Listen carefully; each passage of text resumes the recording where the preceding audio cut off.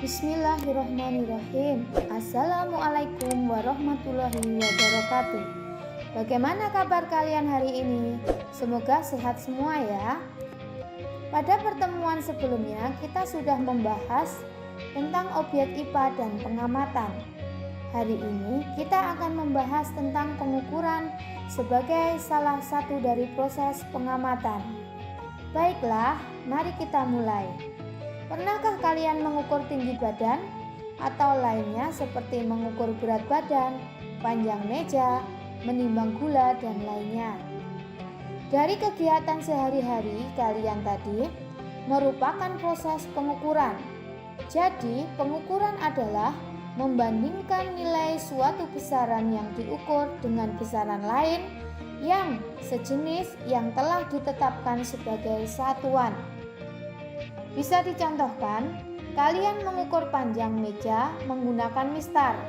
Jadi kalian membandingkan panjang antara meja dan mistar, di mana mistar adalah alat ukur panjang yang sudah ditetapkan sebagai satuan.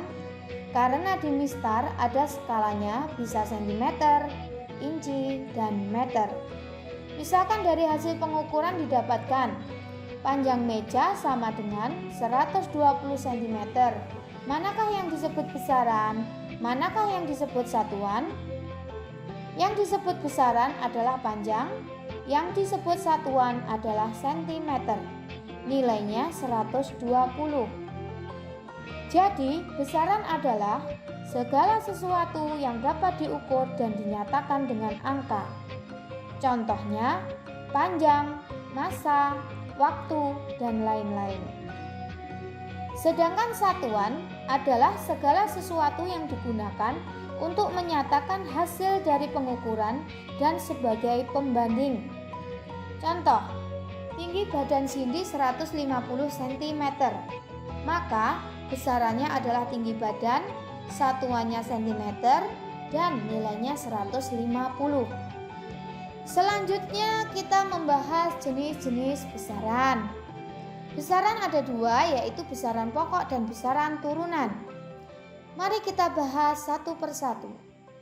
Besaran pokok adalah besaran yang satuannya sudah ditetapkan terlebih dahulu, tidak diturunkan dari besaran lainnya.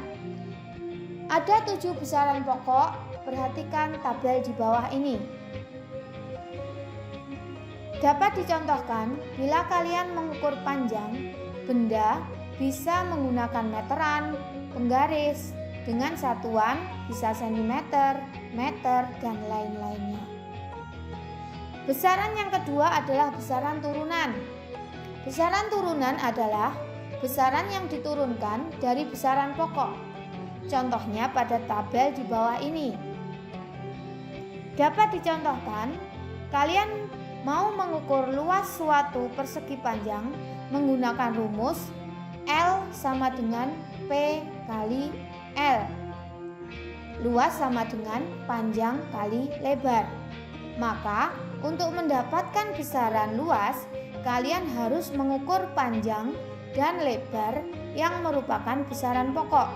Jadi, besaran turunan didapatkan dari penurunan besaran pokok. Baiklah, selanjutnya kita akan membahas alat ukur. Yang pertama, alat ukur panjang. Contohnya, mistar atau penggaris, meteran, jangka sorong, dan hidrometer stroke. Yang kedua, alat ukur massa bisa menggunakan neraca. Ada neraca digital, neraca Ohaus 2 lengan, neraca Ohaus 3 lengan, dan neraca Ohaus 4 lengan. Yang ketiga, alat ukur suhu.